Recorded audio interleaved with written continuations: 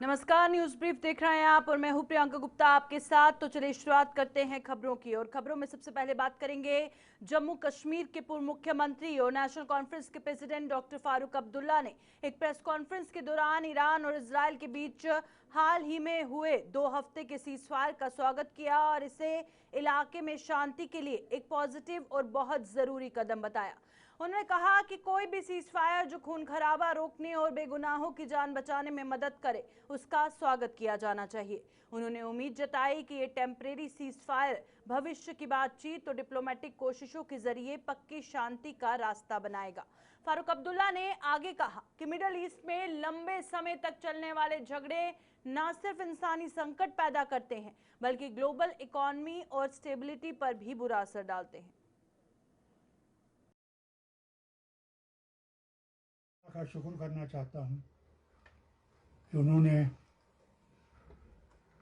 दोनों मुल्क अमेरिका और ईरान इनको हिम्मत दी कि एक मेज़ पे बैठकर अपने मसले तय करें, क्योंकि उसके बगैर, बातचीत के बगैर कोई रास्ता नहीं है। लड़ाई किसी चीज़ का हल नहीं है, न कभी हुआ है न कभी होगा। इसलिए मैं अपनी तरफ से, अपने लोगों की तरफ से मुबारक करता हूँ इन सब मुल्कों को जो बैठ के बातचीत करेंगे, और अल्लाह से दुआ करता हूँ कि इनकी बातचीत में अमन की बात हो, अमन आए, क्योंकि इस लड़ाई से सारी दुनिया मुलविस हो गई है। हालत ये है कि अगर और बढ़ेगी तो तकलीफ़ें दुनिया की इतनी बढ़ जाएंगी कि खुदा ही जानता है कि फिर हाल क्या होगा। क्योंकि एनर्जी सोर्स जो है वो सबसे ज़रूरी है दुनिया के लिए, और अल्लाह ने इन्हीं मुल्कों में उस एनर्जी सोर्स को दिया हुआ है। आप जानते हैं जितने हमारी वतन के और हमारे इस इलाके के लोगों में कितने वहाँ पे इन अरब मुल्कों में काम करते हैं। आज सबकी जिंदगियाँ इसमें हिल गई हैं। पता नहीं कि कितना देर लगेगा अमन आने में, क्योंकि हमारे ख़ानदानों में से, जम्मू कश्मीर के लोगों में से जो हैं, कई हैं जो उन इलाकों में काम करते हैं और फिर घर भी पैसा भेजते हैं जिससे उनके घर चलते हैं। इसलिए हमें सब तशवीश है इस बात की कि ये लड़ाई बंद होनी चाहिए। और मैं उम्मीद करूँगा कि भारत भी इसमें मदद करेगा। काफ़ी अमेरिका का दोस्त है तो उनसे भी इस तरफ को ले जाएगा, क्योंकि हम पे भी बहुत ज़बरदस्त असर पड़ेगा इसका। डॉक्टर साहब, बहुत से प्रपोजल दोनों तरफ से हैं, इन पे डिस्कशन होगा। अल्लाह करे कि आखिर में ये लोग उस चीज़ पे आ जाएं जहाँ पे अमन आएगा। हमें अमन चाहिए, हमें लड़ाई नहीं चाहिए, और उसी लिए ज़रूरी था कि एक टेबल पे बैठे और इस मसले को हल करें। डॉक्टर साहब, हम पे पड़े ही असर, सारे वतन पे असरात पड़े हैं। अगर ये दौर चलता रहेगा। ईरान और संयुक्त राज्य अमेरिका के बीच जारी तनावपूर्ण हालात के बीच 14 दिनों के लिए सीजफायर सहमति बनने पर जम्मू में शिया समुदाय ने खुशी का इजहार किया। शिया समुदाय के लोगों ने मिठाइयां बांटी और युद्ध विराम की घोषणा पर उत्साह जाहिर किया। इस मौके पर उन्होंने कहा कि यह दिन उनके लिए खुशी का है, क्योंकि ईरान ने जीत हासिल की है और अमेरिका ने घुटने टेक दिए हैं। उनका मानना है कि ये सच्चाई और न्याय की जीत है और शिया समुदाय ने इस ऐतिहासिक घटनाक्रम को यादगार बताया और इसे पूरे समुदाय के लिए एक सकारात्मक संकेत माना।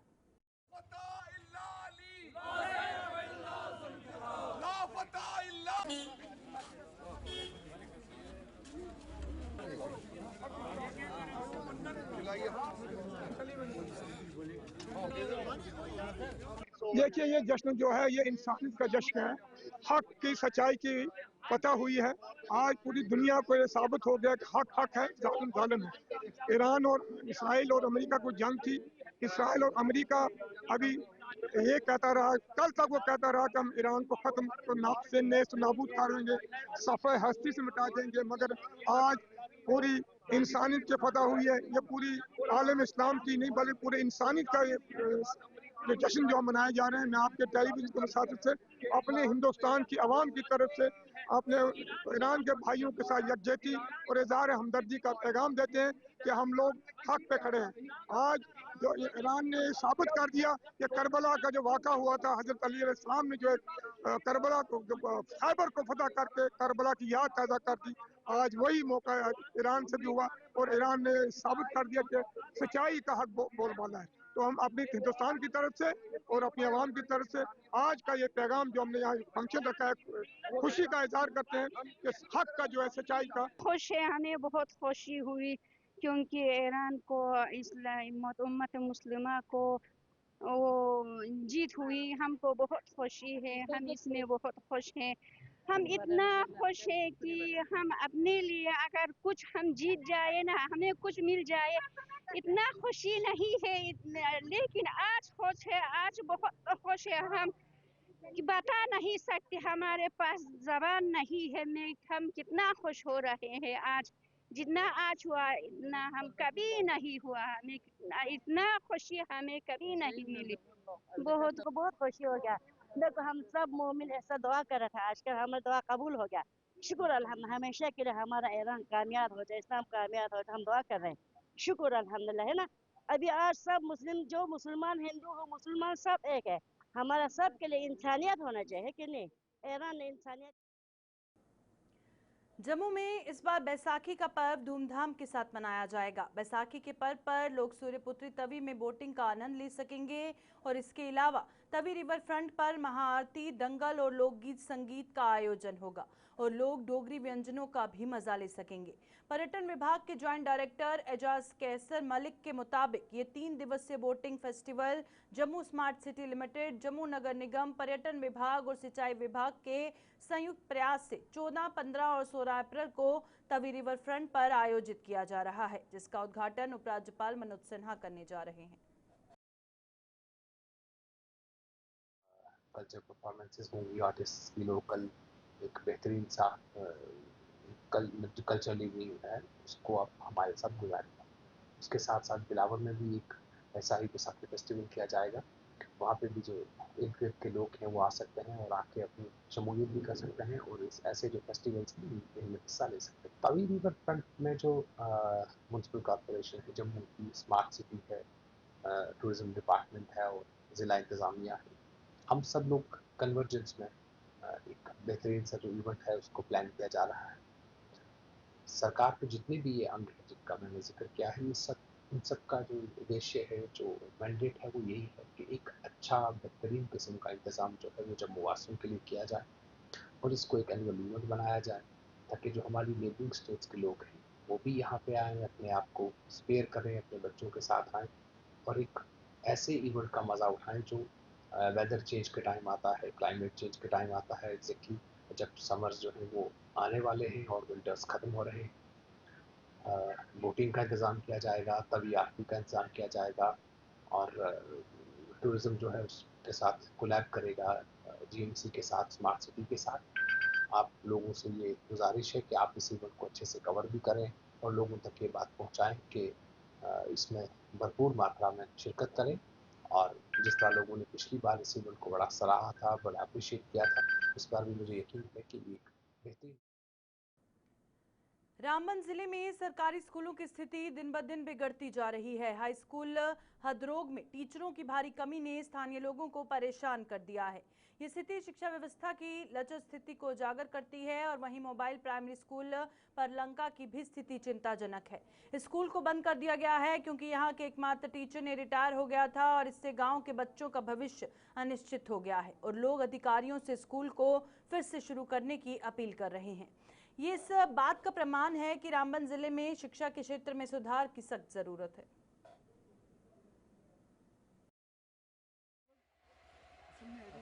सर मैं मोबाइल प्राइमरी स्कूल परनक्का से रिटायर हुआ हूँ दिसंबर में।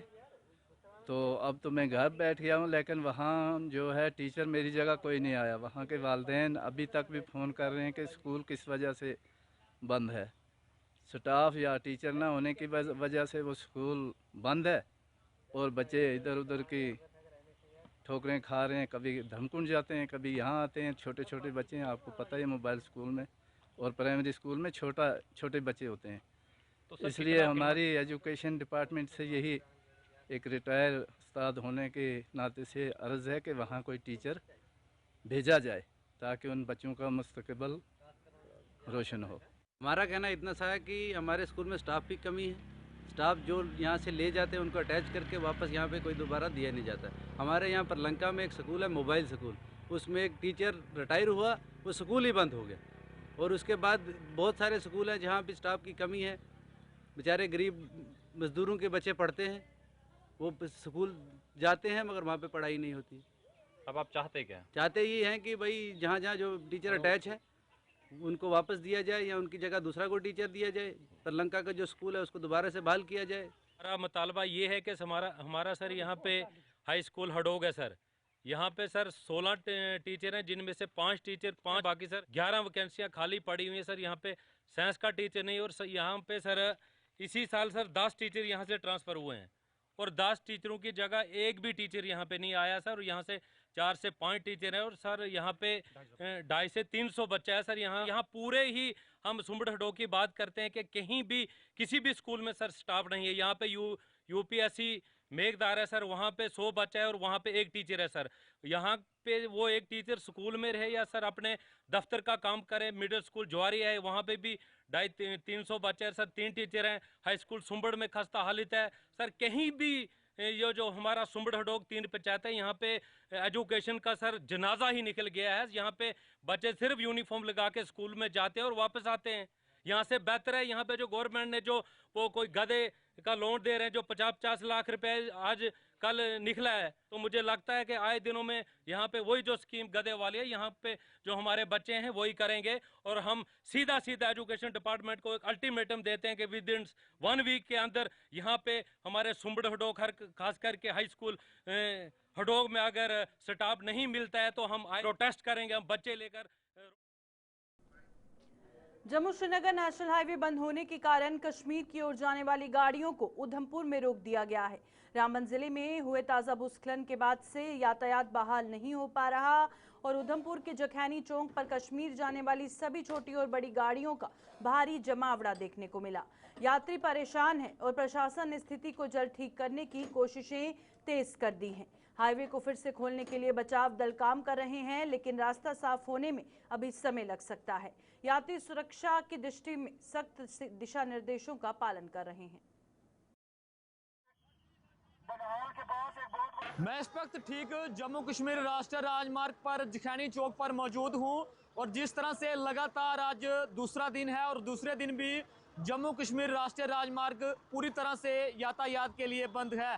आप सब जानते हैं कि लगातार बीती रात से जो है वो काफ़ी बारिश हो रही है और उसका जो असर है वो हाईवे पर पड़ा है। आपको बताते चलें कि बरनाल के अंदर काफ़ी शूटिंग स्टोन और पस्सियाँ गिरी हैं, जिसका जो है वो काम अभी चल रहा है। लेकिन जखैनी चौक से जो छोटी या बड़ी गाड़ी कश्मीर घाटी के लिए जाना चाहती है उसको आगे जाने की अनुमति नहीं दी जा रही है। और दूसरी तरफ हम आपको ये भी बताते चलें कि DYSP ट्रैफिक जितनी भी गाड़ियाँ नंबर जो है वो प्रॉपर से यहाँ पे चेक किए जा रहे हैं, आगे उसके बाद ही जो है वो आगे जाने की अनुमति दी जा रही है।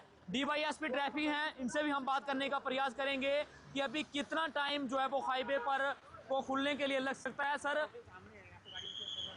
आप ऐसे जा सकते हैं, गाड़ी इधर ही होटल पे जा सकते हैं। सर मौसम काफ़ी ख़राब है, क्या कहेंगे? अभी कुछ नहीं कह सकते, अभी काम चल रहा है। जैसे ही क्लियरेंस हो जाएगी उसके बाद गाड़ियाँ छोड़ दी जाएंगी। तो लोगों को क्या अपील रहेगी? मेरी सभी से यही अपील है कि अपनी सेफ प्रिकॉशन पे रहें। जैसे ही हाईवे ओपन होगा आपको बता देंगे। बिल्कुल, देखिए इनकी तरफ से ये कहा जा रहा है कि अभी कई घंटे जो है वो लग सकते हैं और जैसे ही कोई एडवाइजरी इनकी तरफ से जारी की जाएगी लोगों तक जरूर साझा की जाएगी। लेकिन कश्मीर के लिए कोई जाना चाहता है, फिलहाल किसी भी छोटी या बड़ी गाड़ी को जो है वो आगे जाने की अनुमति नहीं दी जा रही है। वीडियो जर्नलिस्ट रशपाल के साथ किशोर शर्मा, गुलिस्तान न्यूज़, अदूम। मौसम में अचानक बदलाव के कारण पुंछ में ठंड से जुड़ी बीमारियों से पीड़ित मरीजों की संख्या में तेजी से बढ़ोतरी हुई है। खांसी, जुकाम, फ्लू और बुखार जैसे लक्षणों के साथ बड़ी संख्या में लोग जिला अस्पताल पहुंच रहे हैं, जहां डॉक्टर लोगों को ठंड से बचाव के लिए जरूरी सलाह दे रहे हैं। मौसम ने अप्रैल महीने में अचानक करवट बदल ली है और कुछ दिन पहले जहां गर्मी महसूस हो रही थी, वहीं अब बढ़ती ठंड से लोगों की सेहत पर असर पड़ रहा है। जिला अस्पताल पुंछ में भी मरीजों की संख्या लगातार बढ़ रही है, जिससे स्वास्थ्य सुविधाओं पर दबाव पड़ रहा है। राजा सुखदेव सिंह जिला अस्पताल पुंछ के medical superintendent doctor Mohammad Shafiq ने कहा कि मौसम में अचानक बदलाव के कारण लोग बीमारियों का शिकार हो रहे हैं। उन्होंने कहा कि बच्चों और बुजुर्गों को खास तौर पर एहतियात बरतने और सुबह शाम ठंडी हवाओं से बचने की सलाह दी है। बहुत सारे हमारे पास मरीज जो है इस वक्त खांसी, बुखार, जुकाम के जो हमारे पास आ रहे हैं। बहुत सारे मरीज जो है इस वक्त जो है परेशान हैं, हमारे इमरजेंसी के अंदर दाखिल हैं, जिनको स्ट्रोक हो गया है, ब्लड प्रेशर हो गया है। सर्दी की वजह से बहुत सारी परेशानी जो हमारे मरीजों को जो है ना फेस करनी पड़ रही हैं। तो इसको लेके मैं अपने आवाम से ये अपील करूँगा कि जैसे जैसे आप देख रहे हो कि बाहर मौसम कितना ख़राब है, सर्दी कितनी जो है ज़्यादा बढ़ रही है, तो इसमें ज़्यादा चांसेस जो होते हैं इंसान को जो है बीमारी के होते हैं। और जिस बीमारी से बचने के लिए कोशिश ये करने के घर में जो है ना आपने जो है ना गर्म माहौल में रहने की जो है ज़रूरत होती है। तो बगैर किसी ज़रूरत के जो है बाहर मार्केट में शहर में निकलना या आगे कहीं घूमने के लिए निकलना जो है ठीक नहीं है, क्योंकि अभी हम लगातार देख रहे हैं कि हमारे जैसे मुगल रोड जो है हर दूसरे दिन बंद हो चुके हैं, बर्फ़ पड़ रही है, ऐसे प्लेन एरिया में बारिश पड़ रही है, स्लाइडिंग हो रही है, दरिया आ रहे हैं, नाले आ रहे हैं।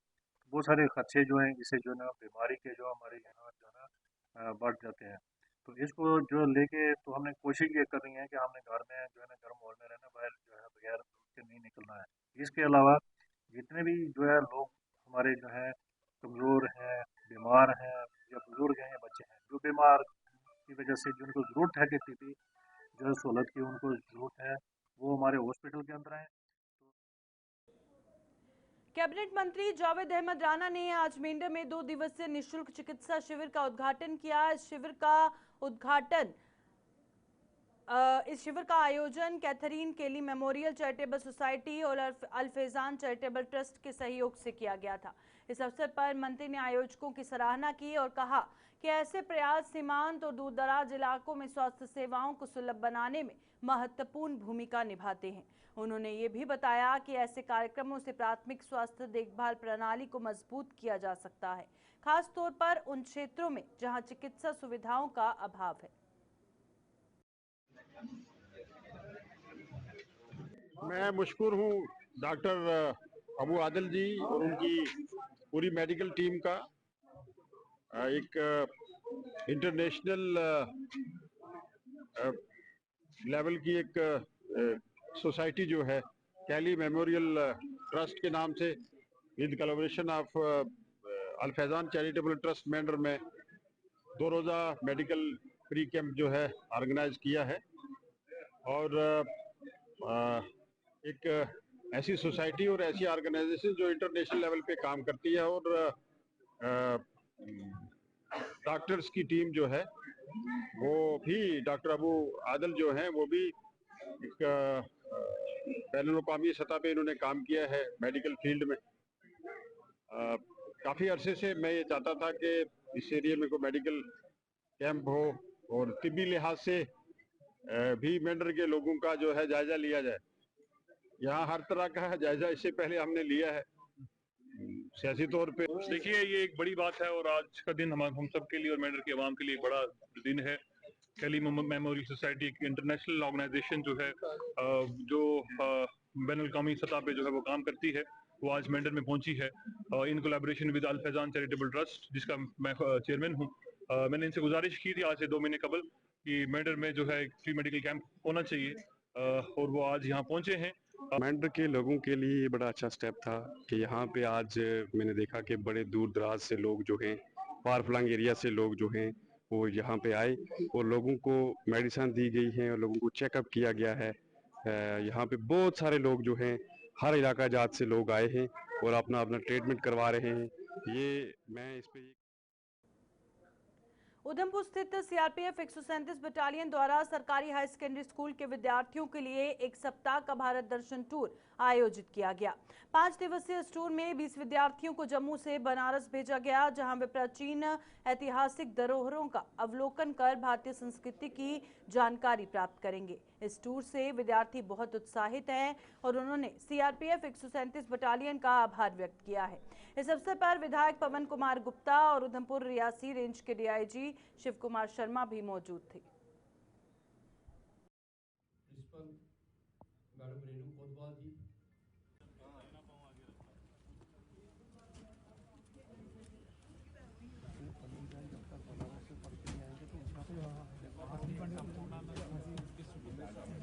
पुलिस बल ने जम्मू सेक्टर परिचालन पुलिस महानिरीक्षक के निर्देशानुसार ये सीएपी कैंप आयोजित किया है, जिसमें से 20 बच्चों को, 2 टीचर्स को और 2 सीआरपीएफ के कार्मिक, टोटल 24 कार्मिकों को उधमपुर से जम्मू, जम्मू से वाराणसी, वाराणसी से पुनः जम्मू और जम्मू से पुनः उधमपुर 5 दिवसीय भारत दर्शन यात्रा पे भेजा गया है। यहाँ के बच्चों को यूनिवर्सिटी के बारे में, गोरखा ट्रेनिंग सेंटर 39 जीटीसी के बारे में, एयरफोर्स सिलेक्शन सेंटर 5 जहाँ पे इंडियन पायलट का सिलेक्शन होता है उसके बारे में, काशी विश्वनाथ मंदिर के बारे में, रामनगर किले के बारे में, बनारस हिंदू यूनिवर्सिटी के बारे में, डीजल लोकोमोटिव वर्क्स का कारखाना है उसके बारे में, और गौतम बुद्ध का जो सारनाथ सेंटर है और तिब्बतियन यूनिवर्सिटी है उनके बारे में दिखा के देश की संस्कृति से इनको अवगत कराना है और जीवन में राष्ट्र की एकता और अखंडता में इनकी भागीदारी को सुनिश्चित करने के लिए यह भारत दर्शन यात्रा किया जा रहा है। जिला प्रशासन कठुआ द्वारा 3 दिवसीय जागरूकता कार्यक्रम का आयोजन किया गया, जिसमें स्कूल शिक्षा विभाग की पहल से लोगों को कई विषयों पर जागरूकता फैलाई जा रही है। इस कार्यक्रम की आज शुरुआत हुई, जिसमें मानसिक स्वास्थ्य, पर्यावरण संरक्षण की जानकारी देने के साथ साथ बच्चों की करियर काउंसलिंग पर भी मंथन किया जा रहा है। इस कार्यक्रम की शुरुआत में मुख्यमंत्री उमर अब्दुल्ला वर्चुअल माध्यम से शामिल हुए और कार्यक्रम की अध्यक्षता कठुआ के डिप्टी कमिश्नर राजेश शर्मा ने की। डिप्टी कमिश्नर ने बताया कि इन तीनों में कई वर्कशॉप्स के अलावा अन्य गतिविधियों का आयोजन भी किया जाएगा। तो इस प्रोग्राम के जो 5 मेन थीम रखे हैं उन पे काम करने के लिए, उन पे थोड़ा सा जानकारी देने के लिए, अवेयरनेस क्रिएट करने के लिए ये इनिशिएटिव है। तो कठुआ ज़िला भी इसमें शामिल रहेगा। हर स्कूल में ये एक्टिविटीज़ होंगी। जो मेन केंद्रित हमारे विषय रहेंगे, ड्रग्स के ऊपर रहेगा, एनवायरनमेंट के ऊपर रहेगा, मेंटल हेल्थ के ऊपर रहेगा, ट्रैफिक रूल्स के ऊपर और कैरियर काउंसलिंग। जैसा आप जानते हैं, 5 चीज़ें जो हैं हमारे इन्वायरमेंट के लिए, हमारी लाइफ के लिए, हमारे फ्यूचर के लिए, they are the most essential components. तो इन पे ही हमें स्ट्रेस देनी है, इनके बारे में जानकारी डिसेमिनेट करनी है हमारे बच्चों में, हमारे जो बड़े लोग हैं उनमें। अगर आप ड्रग्स का लें तो ड्रग्स के साथ। सुरनकोट में ट्रैफिक पुलिस की टीम ने एसओटी महमूद मनहास की अगुवाई में एक विशेष नाका लगाया और वाहन चालकों के खिलाफ कड़ी कार्रवाई की। इस दौरान 5 वाहन जब्त किए गए, जिनमें 3 ई रिक्शा शामिल थे। पुलिस ने बताया कि यह अभियान ट्रैफिक नियमों के उल्लंघन को रोकने और सुरक्षा सुनिश्चित करने के उद्देश्य से चलाया गया। ट्रैफिक पुलिस के मुताबिक ये कार्रवाई रोजाना की जाएगी और लोगों से अपील की कि वे ट्रैफिक नियमों का पालन करें और स्थानीय नागरिकों ने ट्रैफिक पुलिस की इस कार्रवाई की सराहना की और ऐसे अभियानों की जरूरत पर जोर दिया। तो मैं इधर बेसिकल सुरनकोट ही रहता हूँ। तो आज ट्रैफिक का एक यहाँ नाका लगा हुआ है, तो बड़ा अच्छा काम चल रहा है। जो ई रिक्शा हैं, एक तो आवर चार्जेस करते हैं ये, तो दूसरा आवर स्पीड चलते हैं। तो उस दिन भी फजलाबाद एक्सीडेंट हुआ, तो उस दिन एक अपने स्कूल है, स्कूल से एक ऑटो बड़ी रफ आ रहा था, इधर एक एक्सीडेंट हुआ, उसमें एक बच्ची की डेथ भी हो गई थी। तो थोड़ा सा इन पे किया जाए, सख्ती की जाए, थोड़ा सा इनको समझाया जाए अवेयर। तो अभी आज बहुत अच्छा काम हो रहा है। सुबह से इन्होंने 1-2 ई रिक्शा सीज भी किए हैं। थोड़ा सा इनको अवेयरनेस किए जाए, समझाया जाए, ताकि ये ओवर स्पीड ना करें और ओवर चार्जेस भी ना करें। ये ट्रैफिक की चेकिंग कर रहे हैं। जम्मू कश्मीर ट्रैफिक पुलिस लगातार यातायात नियमों को लेकर जागरूकता अभियान चला रही है और इस कड़ी में जोड़िया में पुलिस अधिकारियों ने ई रिक्शा चालकों और दुकानदारों को नियमों के बारे में समझाया। अभियान के दौरान पुलिस ने ई रिक्शा चालकों को सही तरीके से वाहन चलाने, ओवरलोडिंग से बचने और निर्धारित मार्गों का पालन करने की सलाह दी। इसके अलावा हेलमेट, सीट बेल्ट और अन्य सुरक्षा उपायों का महत्व भी बताया गया। दुकानदारों से अपील की गई कि वे सड़क किनारे अतिक्रमण ना करें ताकि ट्रैफिक जाम की समस्या ना हो। ये ऑटो वाले हैं, बीच में लोकल दुकानदार हैं, इनको मैं यही बोल रहा हूँ कि रॉन्ग पार्किंग नहीं करनी, इसका बड़ा ध्यान रखना, क्योंकि आजकल ट्रैफिक का फ्लो बहुत ज़्यादा हो गया। तो जैसे ये अपने शहर को तरीके से पार्किंग करेंगे, तरीके से सवारी पिक एंड ड्रॉप करेंगे तो सही रहेगा। कोई भी रॉन्ग पार्किंग की वजह से कंजेशन नहीं बनेगी। सर ऑटो जो खड़े रहते हैं एक जगह पे, इनको क्या कहेंगे? इनको मैं कहा कि एक जगह पे खड़ा नहीं करना है, जैसे सवारी इनको मिली है निकल जाएं, अननेसेसरी पार्किंग ना करें जो कंजेशन का कारण बने। तो दुकानदारों को ऐसे यही रिक्वेस्ट की है हमने कि अपनी जो बाइक वगैरह उसको तरीके से खड़ा। न्यूज़ ब्रीफ में फिलहाल इतना ही, दीजिए इजाजत, नमस्कार।